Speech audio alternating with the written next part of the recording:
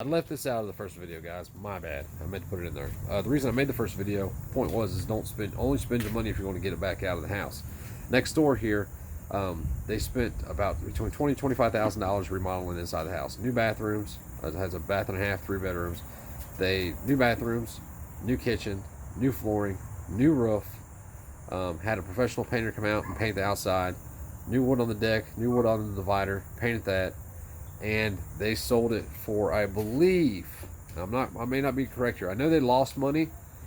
They were asking $160 for it. I know they didn't sell it for $160. I thought they said they sold it for $145. Christy said $158.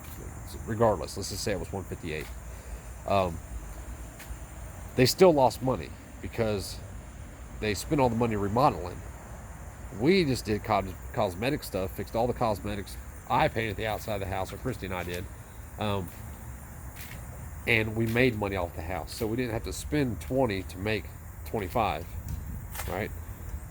They could have sold that house for $5,000 less than what they got out of it, probably, without doing all the remodeling or even putting a roof on it. But that depends. What you're going to have to do also depends on the type of loan the person buying the house is going to get. So if they get an FHA loan, everything's going to have to be up to par. So like this right here, for as an example. This, you can see it, would not pass an FHA inspection. FHA inspections are, everything's got to be perfect.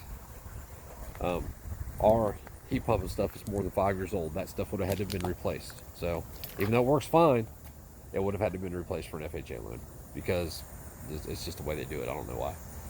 So thankfully, we would have never sold anybody with an FHA loan. I told my realtor off the bat, we're not doing an FHA. I will not sell for an FHA loan. But the reason I did that was because I knew that we'd have to replace all this shit. We'd have to put another 10 grand into the house, 20 grand into the house, and I'm not doing that. Point being is that put your money where it matters. Do the cosmetic stuff. I mean, now if something's broke, fix it or tell them. Don't dick people over. The reason I spent so much money, the money that I did, is because I kept wanting stuff to be perfect. But at some point, you have to say enough's enough. But I fixed anything that was wrong. Somebody can move into this house today and they can live in this house for the next 10 years and not do anything to it. But don't do what these people did and spend all this money. You know, if you're selling right now, cosmetic shit, that's what matters.